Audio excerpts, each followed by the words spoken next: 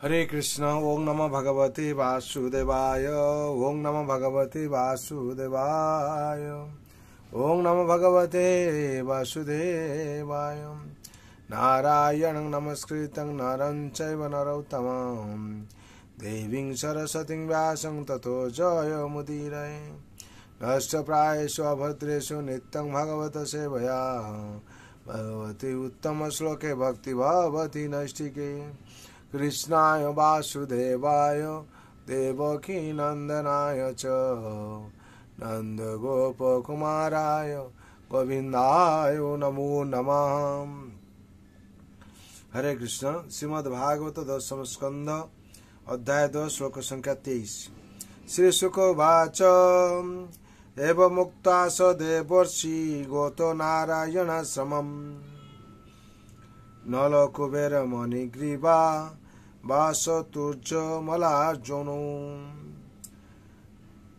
शब्द बोला श्री शुक उवाच। श्री सुखदेव गोस्वामी बोलें एवं मुक्ता এই ভাবে বলে স তিনি দেবর্ষি সর্বশ্রেষ্ঠ ঋষি নারদ গত সেই স্থান ত্যাগ করেছিলেন। নারায়ণ আশ্রমম নারায়ণ আশ্রম নামক তার আশ্রমে নলকুবের মণিগ্রীব এবং মণিগ্রীব আসতু সেইখানে অবস্থান করছিলেন। যমজ অর্জুন বৃক্ষ হওয়ার জন্যে। অনুবাদ। শ্রীল সুখদেব গোস্বামী বললেন এইভাবে বলে দেবর্ষি নারদ নারায়ণ আশ্রম নামক তার আশ্রমে গমন করছিলেন এবং নলকুবের ও মণিগ্রীব যমজ অর্জুন বৃক্ষ হয়েছিলেন। তাৎপর্য আজও বহু অরণ্য অর্জুন বৃক্ষ পাওয়া যায়। তাদের ছাল হৃদরোগের ওষুধ তৈরির জন্য ব্যবহার করা হয়। অর্থাৎ বৃক্ষ হলেও যখন চিকিৎসা বিজ্ঞানের জন্য তাদের ছাল ছাড়ানো হয় তখন তারা বিরক্তি অনুভব করে। হরি বল। এখানে 23 নম্বর শ্লোকের তাৎপর্য সম্পূর্ণ হলো। বিশেষ করে এখানে বলা হচ্ছে যে নারদ মুনি দেবর্ষি নারদ কি করলেন না নলকুবের এবং মণিগ্রীবকে অভিশাপ দেওয়ার পর তারা জামলা অর্জুন বৃক্ষে পরিণত হলো। তার নারদ মুনি কি করলেন নারায়ণ আশ্রম নামক তার আশ্রমে গমন গেলেন এবং নলকুবের ও মণিগ্রীব যমজ অর্জুন বৃক্ষ হয়েছিল। এখানে বোঝা যাচ্ছে যে নারদ মুনি যে অভিশাপ দিয়েছিলেন তার সাধু মহাত্মা যে অভিশাপ দেন তার পিছনে কিছু না কিছু একটা ভালো কারণ থাকে।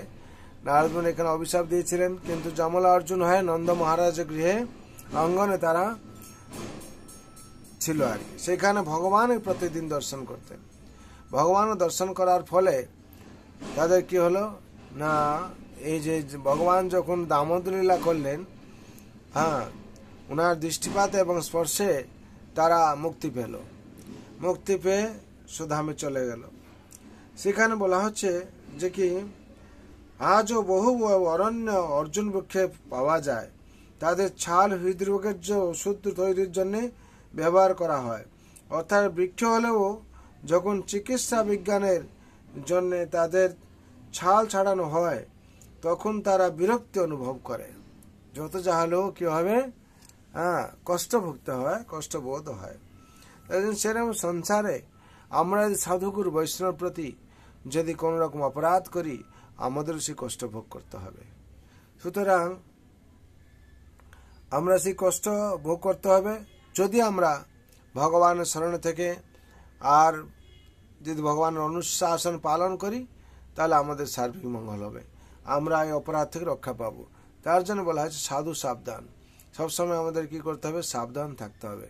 যদি আমরা সাবধান না থাকতে পারি তাহলে কি হবে আমরা পদম যত বিপদাম তেষাম পদম বিপদাম তেষাম আমাদের পদে পদে কি আছে না প্রত্যেক স্টেপে আমাদের বিপদ আছে। তার জন্য আমরা সাধুগুরু বৈষ্ণব প্রতি শ্রদ্ধা রাখবো এবং তাদের অনুশাসন ভগবান যে অনুশাসন দিয়েছেন সে অনুশাসন পালন করে চলবো, তাহলে আমাদের সার্বিক মঙ্গল হবে। সবাইয়ের মঙ্গল যেন, শান্তির জন্য আমি ভগবান রাতুর জন্য প্রার্থনা করছি। সর্বভন্ত সুখিন সর্বে শান্ত নিরাময় সর্বে ভদ্রাণী পশ্যন্তু মা কশ্চিৎ দুঃখ ভাগ ভবেৎ। হরে কৃষ্ণ কৃষ্ণ কৃষ্ণ হরে হরে, হরে রাম রাম राम हरे हरे। जय जगत गुरु शिल प्रभुपाद की, श्री गुरु महाराज की जय। श्रीमद् भागवत महापुराण की जय, श्रीमद् भगवद गीता यथार्थ की जय। अनंत कोटि वैष्णव भक्त वृंद की जय, उपस्थित भक्त वृंद की जय।